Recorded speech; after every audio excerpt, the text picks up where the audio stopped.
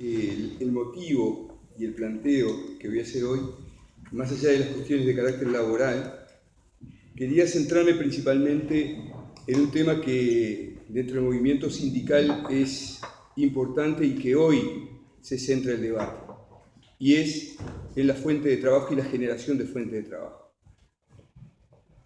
Voy a leer para ser bien preciso y cortito, cosa de que los 10 minutos nos den. Podemos entrar en discusión de cuántos puestos de trabajo directo, indirecto genera UPM, y nos enfrasquemos en ese debate dando cifras que las hay, y hay hechos también que hacen parte de esta discusión. Pero ¿es verdaderamente ese el debate que hay que dar? ¿No será que ese es el debate que nos lleva al terreno de no discutir otras cosas que en esencia desnudan la política del extractivismo y con ello las consecuencias y los prejuicios que ello nos trae? ¿Cuál es la política de generación de puestos de trabajo que aspiramos los trabajadores y la clase obrera de nuestro país? Esta es la pregunta que no tenemos que hacer y responder. De acuerdo a cómo respondamos a esta pregunta, es la respuesta que daremos del movimiento sindical a UPM2. Intentaré escuetamente y a vuelo de pájaro hacer un bosquejo para enfocarnos en este tema. Para contestar esta pregunta nos remontamos al debate de caracterización económica y política en la década del 60 que atravesó Uruguay, en su estrategia de lucha por la independencia económica y la soberanía política.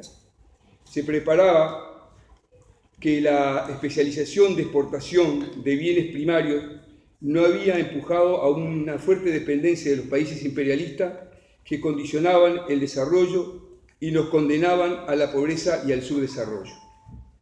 Repetíamos los mismos mecanismos de colonización y explotación económica que venía de la colonia. La renta que proveía de las exportaciones de recursos naturales, habida cuenta de la estructura de la tenencia de la tierra y de los regímenes políticos, lo que hacía era consolidar aún más a las oligarquías locales.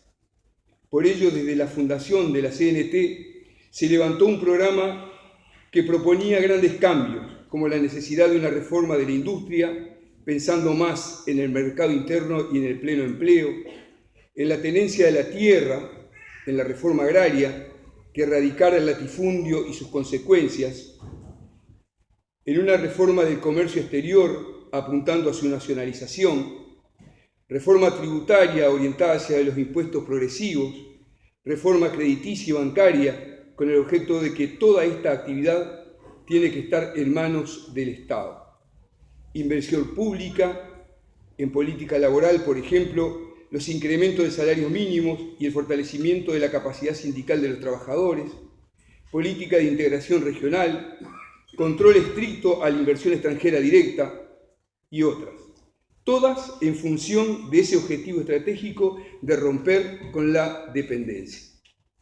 La política neoliberal llevada adelante por los gobiernos de la década del 90 pretendió eliminar cualquier política de redistribución y de crecimiento endógeno.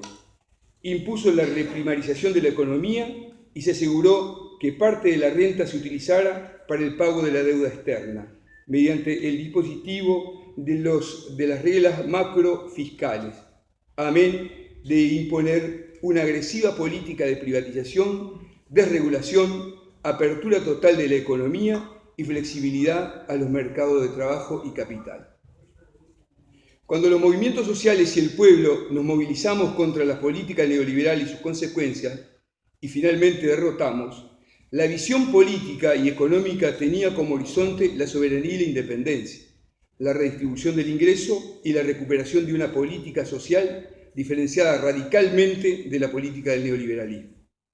Pues bien, suponer que la renta de los recursos naturales financiará el crecimiento económico y la redistribución de los ingresos es neoliberalismo puro y duro. La renta de los recursos naturales jamás han financiado ninguna estrategia de desarrollo y menos aún la redistribución del ingreso. Y ahí consta la historia de América Latina para demostrar. El propósito de la política extractivista, tratando de conseguir adeptos entre los trabajadores y sectores del pueblo, es hacer creer que es la única alternativa viable para salir del subdesarrollo. Y por supuesto que existen otras alternativas al extractivismo y sus consecuencias. Más pobreza, más vulnerabilidad a los sectores más pobres, destrucción de la naturaleza, contaminación de las fuentes de agua, destrucción de la biodiversidad, ambientales y externalidades económicas irremediables. Volviendo a los planteos del programa de la CNT, me animo a decir que tiene en esa esencia un rumbo claro en la defensa de los intereses nacionales. En estos tiempos en que la política del gobierno la podemos caracterizar por la profundización de la dependencia, crecimiento de la deuda pública, reprimarización de la economía, apertura a la inversión extranjera directa, extranjerización de la tierra y pasivos ambientales. Ante esta realidad queda clara la posición que tenemos que tomar. Por tanto, quienes recorran el camino estarán con UPN, estarán privilegiando al capital. Quienes estén en contra estarán en contra de UPM-2 en defensa de los intereses nacionales y de nuestro pueblo en los hechos. Muchísimas gracias.